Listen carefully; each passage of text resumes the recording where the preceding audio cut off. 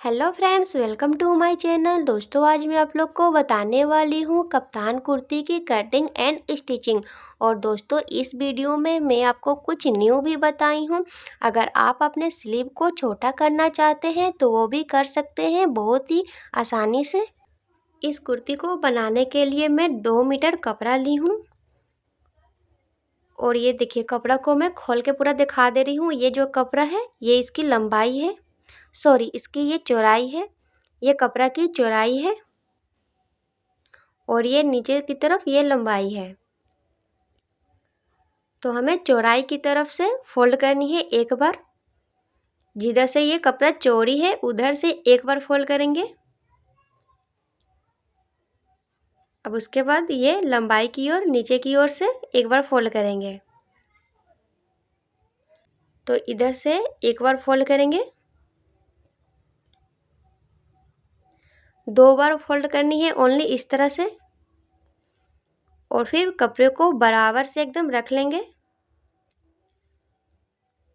अब इसके बाद देखिए, ध्यान देनी है कि बंद साइड जो है इधर की ओर रहेगी और ये ओपन साइड आगे की तरफ। और जहाँ से हम शोल्डर की मार्किंग करेंगे वहाँ भी ये बंद साइड रहेगी। ये चीज़ को ध्यान देनी है, जहाँ हम शोल्डर की मार्किंग करेंगे वहाँ बंद साइड रहनी चाहिए। कपड़ा को फोल्ड करके अच्छे से बैठाएंगे, उसके बाद कटिंग करेंगे तो कोई भी कुर्ती बिगड़ने की चांस नहीं रहेगी। ओनली इसमें फोल्डिंग की ध्यान देनी है कि फोल्ड अच्छे से करके रखनी है। तो जिधर से बंद साइड है वहाँ से हम शोल्डर की मार्किंग करेंगे। शोल्डर में टोटल 6 इंच ले रही हूँ। इस कुर्ती की साइज 36 इंच है तो इसकी शोल्डर में 6 इंच ले रही हूँ। और फिर गले की चौड़ाई लेनी है, 3 इंच में इसकी चौड़ाई ले रही हूँ। अगर आप 36 इंच साइज का कुर्ती बना रहे हैं तो सेम मार्किंग आप अपने कुर्ती पे कर सकते हैं। और फिर गले की लंबाई लेंगे। ये मैं फ्रंट साइड की गले की लंबाई ले रही हूँ। फ्रंट साइड गले की लंबाई में 6 इंच रख रही हूँ।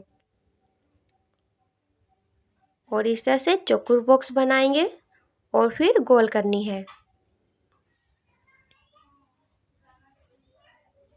ये फ्रंट साइड गले की मार्किंग हो गई है। अब बैक साइड गले की मार्किंग करेंगे, अभी ही कर लेंगे। तो पीछे का जो है ये मैं 3 इंच गला रख रही हूँ और इसको भी चौकोर बॉक्स बनाकर गोल कर लेंगे।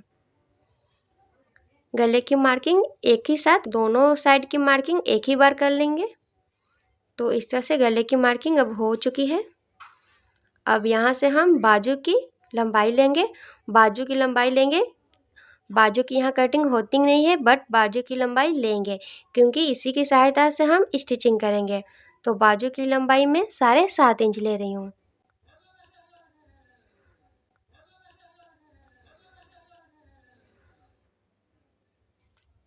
सीधी लाइन बना लेनी है। और फिर अब यहाँ से हम चेस्ट की चौड़ाई लेनी है। तो जितना भी आपका चेस्ट है उसका चौथा भाग लेनी है। तो 36 इंच चेस्ट है तो यहाँ हम 9 इंच लेंगे। 36 का चौथाई भाग यहाँ 9 इंच लेनी है। और लूजिंग के लिए इसमें एक्स्ट्रा नहीं लेनी है, ओनली फिटिंग का मार्किंग लगानी है। और फिर इस तरह से गोल कर लेंगे। बाजू के पास मार्किंग करेंगे ओनली, कटिंग यहाँ नहीं होती है। अब जहाँ बाजू की मार्किंग किए हैं वहाँ इंच टेप को रखेंगे और नीचे कमर जितना लंबाई ले लेंगे। तो यहाँ 12 से 13 इंच लेनी है तो मैं 13 इंच इसकी मार्किंग की।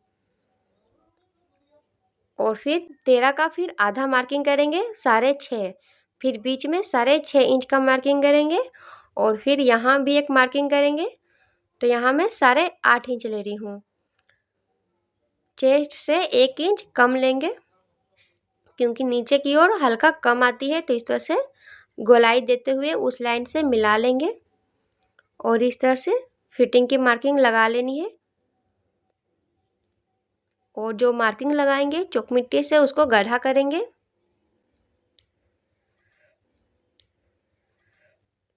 इस तरह से मार्किंग कर लेनी है और इसी मार्किंग पे स्टिचिंग होती है। और यही मार्किंग को हम दूसरे साइड भी निशान लगाएंगे। तो निशान लगाने का मैं 2 तरीका बताने वाली हूँ। अब इसके बाद फिटिंग की मार्किंग करने के बाद कुर्ती की लंबाई नाप लेंगे। तो इस कुर्ती की लंबाई टोटल 35 इंच है, तो इसकी कुर्ती की लंबाई मैं छोटा नहीं करने वाली हूँ, ये जितना है इसको इतना मैं रखने वाली हूँ। अब यही मार्किंग को दूसरे साइड भी करनी है, पीछे की साइड, बैक साइड भी मार्किंग करेंगे। तो इस कपड़े को इस तरह से पकड़ के दूसरी साइड उलट लेनी है। अब मार्किंग लगा हुआ हिस्सा नीचे आ गई है। अब ऊपर साइड में भी मार्किंग करनी है, तो फिर इसको खोलेंगे और इस तरह से फोल्ड कर लेंगे।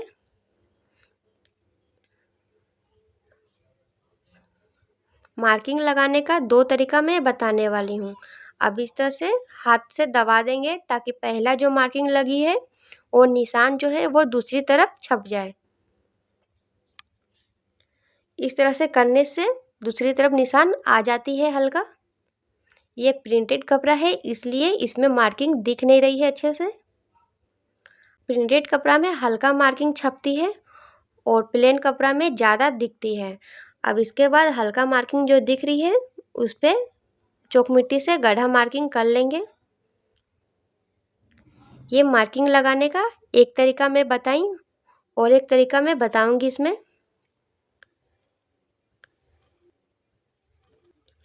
इस तरह से दोनों साइड मार्किंग हो गई है। ये हुई एक तरीका। और दूसरा तरीका आप क्या कर सकते हैं, अगर आपके पास सूट या कुर्ती है जो भी आपकी फिटिंग का साइज है, उस कुर्ती को इसके ऊपर कपड़ा को बराबर से बैठा देंगे और इसके किनारे से मार्किंग कर लेंगे। इस कुर्ती का नाप भी ले सकते हैं आप। अगर आपके पास सिली हुई कुर्ती है तो उसकी भी नाप आप ले सकते हैं इसके ऊपर बराबर से रख कर। ये दोनों तरीका से आप मार्किंग कर सकते हैं।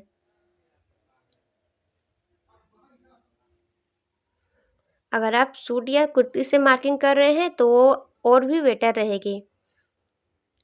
अब इसकी मार्किंग हो चुकी है दोनों साइड। अब दोनों साइड मार्किंग करने के बाद अब इसको पहले जैसा फोल्ड करके रखा हुआ था वैसा ही सेम रख लेंगे। जिस तरह से फर्स्ट टाइम में फोल्ड करके रखे थे सेम उसी तरह रखनी है, क्योंकि अब गले की कटिंग करेंगे। तो पहले बैक साइड का गला की कटिंग करेंगे। जो छोटा गला है पहले उसकी कटिंग करेंगे। फ्रंट साइड की नहीं करनी है, पहले बैक साइड की करेंगे। तो इस तरह से दोनों गला की कटिंग हो जा रही है अभी, बैक साइड की भी और फ्रंट साइड की भी। तो बैक साइड की गला को हम ऊपर की ओर रख देंगे खोलकर। देखिए किस तरह से एक पार्ट को हम ऊपर करेंगे। पहले तो दोनों गला की कटिंग करेंगे। अब उसके बाद शोल्डर के पास कट लगा लेंगे, कुटका लगा लेंगे ताकि शोल्डर पता चले यहाँ से शोल्डर जुड़ी हुई है। शोल्डर का निशान लगाएंगे किनारे से कुटका लगाकर।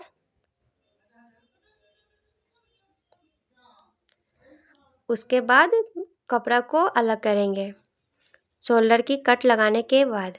अब दोनों कुटके को मिलाएंगे ताकि बराबर से कपड़ा रहे और दोनों कुटके को मिलाकर बैक साइड को ऊपर की ओर बिछा लेंगे। और ये जो बिछी हुई है ये फ्रंट साइड है, तो फ्रंट साइड को बराबर से कर लेंगे और बैक साइड का कपड़ा ऊपर की ओर चली गई है।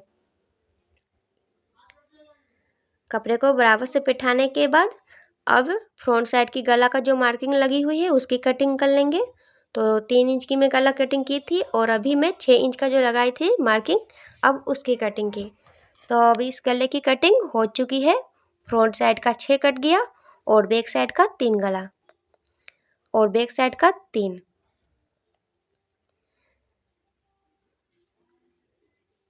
अगर आप बैक साइड और फ्रंट साइड का गला अलग अलग रखना चाहते हैं तो इस तरह से कट करेंगे। अगर दोनों साइड का गला सेम रखना चाहते हैं तो एक साथ ही कट कर सकते हैं। अब गले की कटिंग हो चुकी है। अब इसमें जो पट्टी लगाऊंगी उस पट्टी की कटिंग करनी है। इस पट्टी की कटिंग करने के लिए आप अपने पसंद से कोई भी कपड़ा इसमें ऐड कर सकते हैं। तो मैं इसमें अलग सा एक कपड़ा इसको ऐड कर रही हूँ। इसको मैं पाइपिंग के रूप में यूज करने वाली हूँ, तो इसलिए इसको मैं अलग से कपड़ा ऐड कर रही हूँ। और इस कपड़े को देखिए इस तरह से फोल्ड करके रखेंगे। ये जो मैं ब्लैक वाला कपड़ा ली हूँ ये डबल फोल्ड करके रखी हूँ। और फिर इस कुर्ती को इस तरह से इसके ऊपर बिठा लेनी है।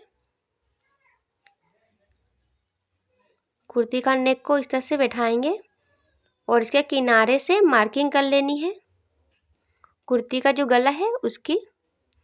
अब इसके बाद मार्किंग करने के बाद कुर्ती को हटा लेंगे और फिर कुर्ती का पीछे साइड से इस तरह से 2 इंच जितना चौड़ा पट्टी की मार्किंग कर लेंगे। 2 से या 1.5 इंच भी आप चौड़ी पट्टी रख सकते हैं। फर्स्ट मार्किंग लगाने के बाद पीछे की साइड से मार्किंग करेंगे। अब इसकी कटिंग कर लेनी है।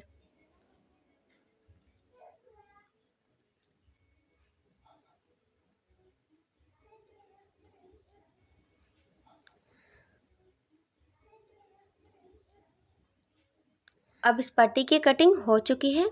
अब इसको देखिए किस तरह से इसमें स्टिचिंग करेंगे। तो कुर्ती को पहले इस तरह से बैठा लेंगे और ये कपड़ा जो कुर्ती का है ये सीधा साइड है, सीधा साइड बैठाएंगे। उसके ऊपर पट्टी को रखेंगे, सीधा साइड में रखनी है पहले।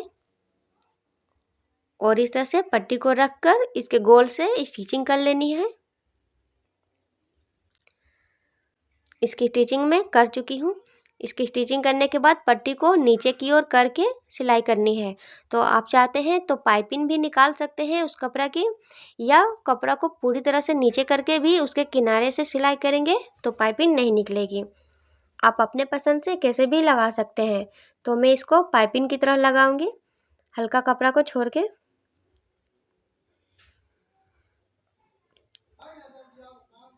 गले पट्टी को इस तरह से लगाने के बाद कपड़े को इस तरह से बिठाएंगे। फिटिंग का जो ये मार्किंग लगाए हैं उसके ऊपर सिलाई कर लेनी है और फिर इसके किनारे से भी फोल्ड कर लेनी है। अगर आप चाहें तो इसमें लेस भी यूज कर सकते हैं, लेस भी लगा सकते हैं बॉर्डर के पास, या नॉर्मल सा किनारे से आप फोल्ड करनी है और नीचे की ओर भी फोल्ड कर लेनी है। दोनों साइड और नीचे फोल्ड करनी है और फिटिंग का जो मैं मार्किंग लगाई हूँ वहाँ सिलाई करनी है। इसकी फिटिंग की मार्किंग में अब इस तरह से इसकी जो फिटिंग की मार्किंग की थी उसकी सिलाई हो गई है। और नेक को भी देखिए मैं इस तरह से चौड़ी पाइपिंग हल्का लगाई हूँ। नेक की भी स्टिचिंग हो चुकी है और फिटिंग की भी मैं सिलाई कर चुकी हूँ और इसके किनारे से मैं लेस नहीं लगा रही हूँ। अब इसके स्लीव को मैं देखिए छोटा करना चाह रही हूँ तो किस तरह से करेंगे। पहले 3 इंच की मार्किंग कर लेंगे जितना शोल्डर चौड़ा है। उसके बाद पूरा स्लीव की लंबाई लेंगे।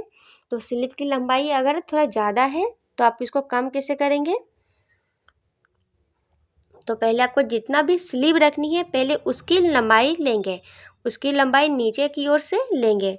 तो मैं 8 इंच स्लीव की लंबाई रखूँगी इसमें। तो पहले जितना भी आपको स्लीव चाहिए उसकी लंबाई लेनी है और बीच में से देखिए इसको छोटा कितना करेंगे। तो 6 इंच है जो ये एक्स्ट्रा आ रही है, 6 इंच इसकी लंबाई एक्स्ट्रा हो रही है। तो इसको देखिए छोटा कैसे करेंगे।